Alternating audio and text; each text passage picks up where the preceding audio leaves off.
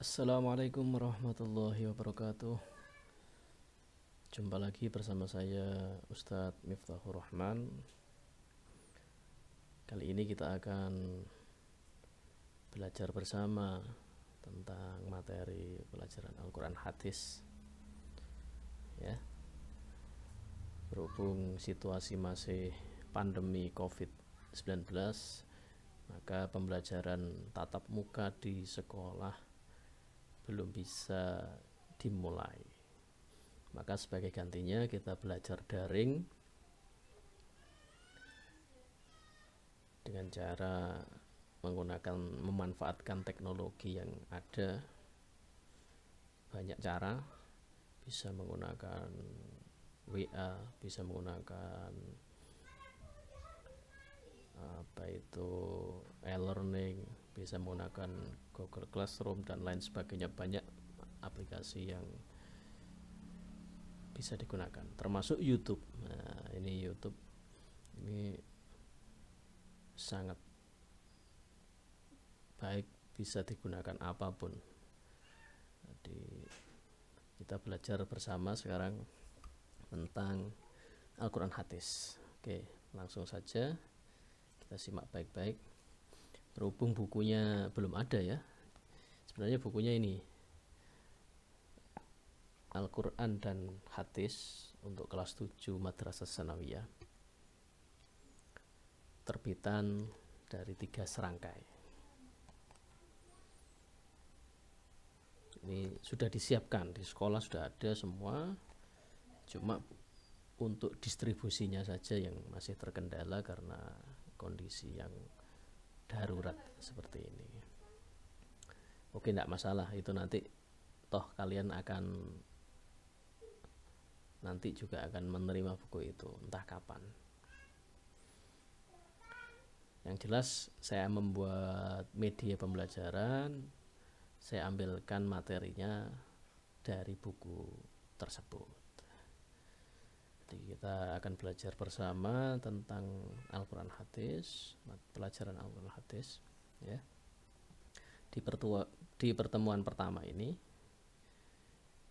yang akan kita bahas pertama kali adalah tentang materi memahami kedudukan dan fungsi Al-Quran serta hadis dalam Islam. Materinya apa saja? Di bab 1 ini kita akan belajar pertama pengertian Al-Quran dan hadis. Jadi kita semua sudah tahu ya, bahkan insya Allah setiap hari kita membaca Quran dan menghafalkan beberapa hadis-hadis yang populer. Kita ingat di MI SD dulu kan sering disuruh menghafalkan hadis-hadis pendek, Al-Quran surat-surat pendek, dan seterusnya dan seterusnya. Nah, di MTS Tebu Ireng juga nanti berlanjut itu. Untuk Al-Quran kalian juga nanti akan dibimbing untuk menghafalkan surat-surat pendek, bahkan itu menjadi syarat kalian bisa ikut ujian. Bahkan syarat kelulusan di MTS minimal hafal juz 30. Oke. Untuk materi berikutnya tentang fungsi Al-Quran dan hadis. Nanti fungsinya Al-Quran dan hadis itu digunakan untuk apa? Itu akan kita pelajari bersama. Selanjutnya tentang menerapkan Al-Quran dan hadis dalam kehidupan sehari-hari. Jadi kita dalam hidup berkeluarga, bermasyarakat, bernegara itu sebenarnya sudah diatur oleh Al-Quran dan hadis. Tinggal kita mau menerapkan atau tidak, mau mempelajari atau tidak.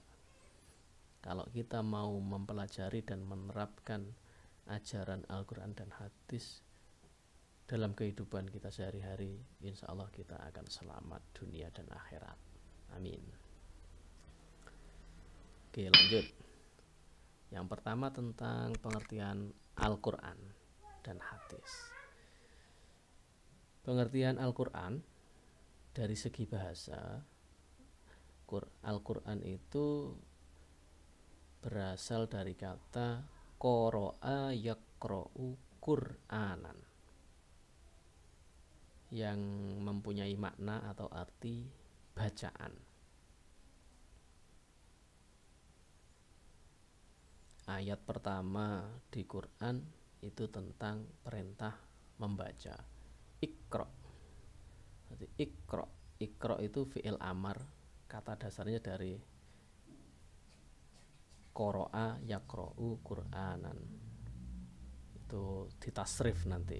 Ada pelajaran shorof di MTS itu nanti kita akan tahu perubahan kata bahasa Arab itu berbentuk isim, berbentuk fi'il, kapan itu menjadi fi'il madhi, fi'il mudhari', fi'il amar, dan lain sebagainya. Nah, itu nanti di pelajaran shorof ada di MTS. Nanti qara'a yaqra'u Qur'anan, yang berarti bacaan. Jadi Al-Quran adalah bacaan yang sempurna. Sedangkan menurut istilah, Al-Quran itu adalah kitab suci umat Islam yang berisi firman Allah yang diturunkan kepada Nabi Muhammad Sallallahu Alaihi Wasallam secara berangsur-angsur melalui malaikat Jibril, dan membacanya adalah ibadah. Nah, ini yang membedakan antara tulisan Quran dengan yang lain. Kalau kita membaca koran, yang kita dapat hanya berita, tidak akan dapat pahala. Tapi kalau kita membaca Al-Quran, maka kita dinilai sebagai ibadah. Artinya kita mendapat pahala. Ketika membaca Al-Quran, dapat pahala. Pahalanya per huruf, tidak per surat, tidak per ayat. Satu huruf itu sudah dikasih pahala, dapat pahala. Begitu murahnya Allah memberikan rahmatnya kepada kita tentang rahmat untuk memberikan pahala. Lanjut. Sekarang tentang pengertian hadis. Hadis menurut bahasa itu ada banyak maknanya. Bisa berarti kabar, bisa berarti berita atau hal yang diberitakan, bisa bermakna baru, bisa bermakna muda, bisa bermakna cerita dan riwayat dari Nabi Shallallahu Alaihi Wasallam. Itu makna hadis berdasarkan dari segi bahasa. Cuma hadis yang dimaksud di sini bukan hadis dalam arti bahasa. Yang dimaksud hadis di sini adalah menurut istilah.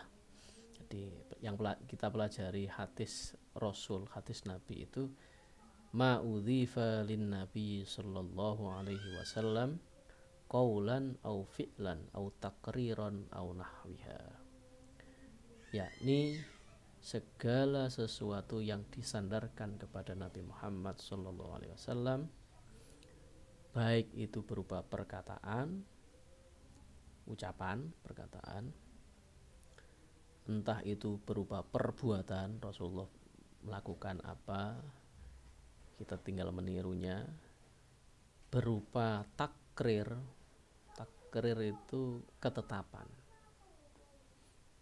ataupun yang sepadannya. Jadi takrir itu ketetapan.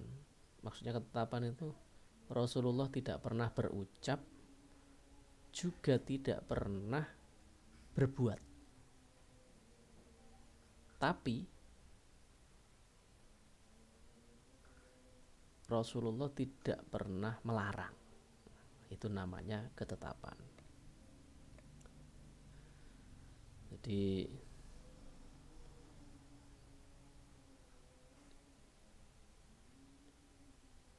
itu takrir atau ketetapan Rasulullah.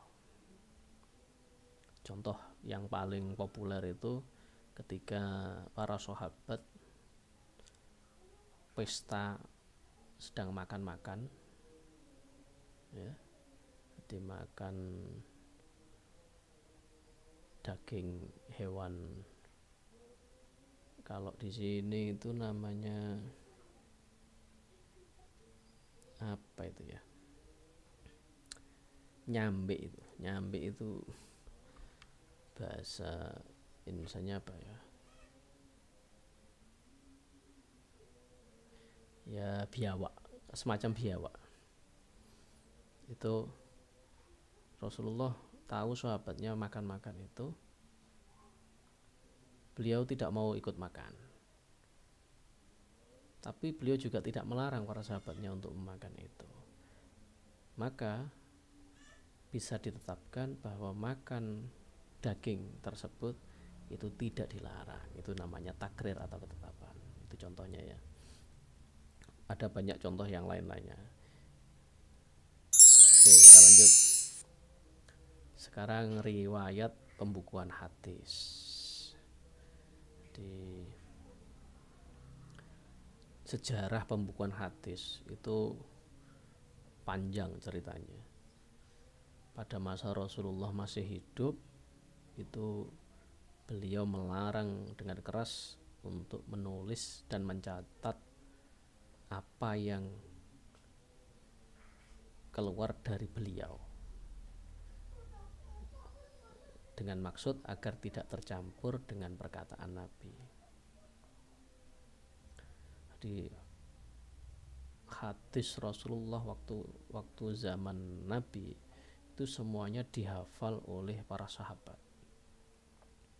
semuanya, termasuk Al-Quran itu semuanya juga awal-awal itu tidak ada tulisan kitab Al-Quran yang dibukukan, itu belum ada.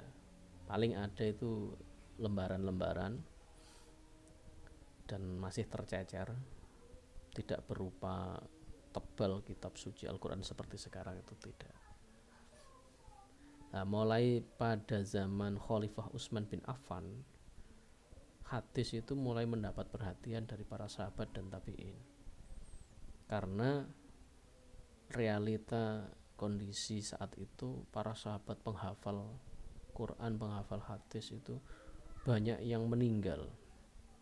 Ini kalau dibiarkan berlarut-larut terus menerus, maka penghafal Al-Quran, penghafal hadis ini lama-kelamaan habis. Nah, ini Khalifah Utsman tergerak untuk membukukan baik Al-Quran maupun hadis. Ketika dilanjutkan oleh Khalifah Ali bin Abi Thalib, itu hadis mengalami perkembangan yang kurang menggembirakan. Kenapa? Karena mulai zaman beliau itu sudah mulai timbul hadis-hadis palsu. Banyak orang memalsukan hadis, menyandarkan ucapannya sendiri, disandarkan kepada Nabi untuk maksud dan tujuan kepentingannya pribadi. Akhirnya Khalifah Ali bin Abi Thalib mengumpulkan para muhaddisin, ahli hadis, untuk mengatasi hal tersebut. Cuma waktu itu belum selesai, belum tuntas untuk kodifikasi atau membukukan hadis itu. Dan baru betul-betul tuntas itu selesai pada zaman Khalifah Umar bin Abdul Aziz. Abu Bakar Muhammad bin Syihab Az-Zuhri adalah ulama besar pertama yang membukukan kitab hadis. Itu sejarah pembukuan hadis. Untuk hadis sendiri itu dibedakan menjadi 3 macam. Tadi kan qaulan au fi'lan au takriron. Itu maksudnya apa? Ini pembagian hadis itu ada 3 macam. Yang pertama hadis qauliyah. Maksudnya apa hadis qauliyah itu? Yaitu segala ucapan atau sabda Nabi Shallallahu Alaihi Wasallam dalam berbagai kesempatan atau keadaan yang berhubungan dengan penerapan hukum atau ketentuan-ketentuan lain dalam Islam. Jadi memang murni diucapkan oleh Rasulullah. Makanya hadis tersebut disebut dengan istilah hadis qauliyah. Maksudnya yang diucapkan langsung oleh Rasulullah. Contohnya, al-mu'minu lil mu'mini kal bunyan yashuddu ba'duhu ba'dun, rawahu Muslim. Ini matan hadis ini langsung diucapkan oleh Rasulullah. Rasulullah pernah mengucapkan, bersabda, al-mu'minu lil mu'min kal bunyani yashuddu ba'duhu ba'dun. Orang mukmin dengan orang mukmin lainnya itu bagaikan sebuah bangunan. Jadi seperti satu bangunan. Satu sama lainnya saling menguatkan. Jadi orang Islam, orang mukmin satu dengan mukmin lainnya itu diibaratkan oleh Rasulullah seperti satu bangunan.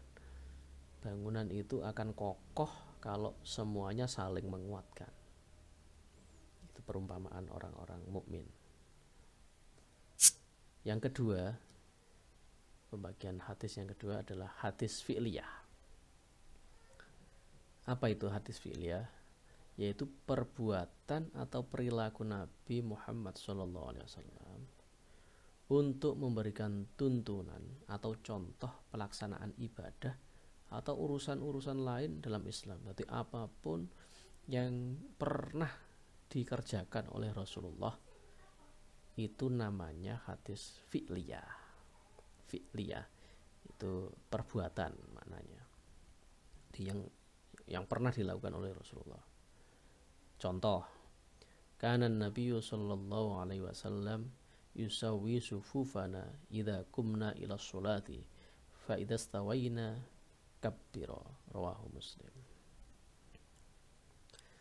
Jadi Rasulullah pernah melakukan perbuatan itu meluruskan shaf ketika akan melaksanakan sholat. Jadi Rasulullah itu memerintahkan untuk meluruskan shaf kita. Jadi orang kalau mau sholat berjamaah itu kalau shafnya belum lurus, maka imam itu hendaknya mengingatkan makmumnya untuk meluruskan barisannya. Biasanya imam itu mengucapkan dengan bahasa Arab, sawwu sufufakum fa inna tasfiyata sufufi min tamamis shalah. Seperti itu. Itu maksudnya adalah luruskan barisan kalian. Karena kenapa? Ketika kita meluruskan barisan shaf sholat itu bisa menyebabkan sempurnanya sholat. Seperti itu. Nah, ketika sudah lurus baru Rasulullah melaksanakan sholat. Nah, itu perbuatan yang pernah dilakukan oleh Rasulullah. Makanya itu disebut dengan hadis fi'liyah. Next. Yang ketiga, pembagian hadis yang berikutnya adalah hadis takririyah. Apa itu hadis takririyah? Yaitu ketetapan atau persetujuan Nabi Muhammad SAW terhadap suatu perbuatan yang dilakukan sahabat atau seseorang di hadapan beliau, atau perbuatan seseorang di tempat lain yang dilaporkan kepada beliau, lalu beliau diam. Nah, diamnya Rasulullah ini menandakan persetujuan. Sebab kalau tidak setuju, maka Nabi akan menolaknya atau melarangnya. Jadi ketika Rasulullah dilapori ada sahabatnya melakukan perbuatan ini Dan itu ketika dapat laporan seperti itu, Rasulullah tidak melarang juga tidak menolak, maka perbuatan itu menjadi boleh hukumnya.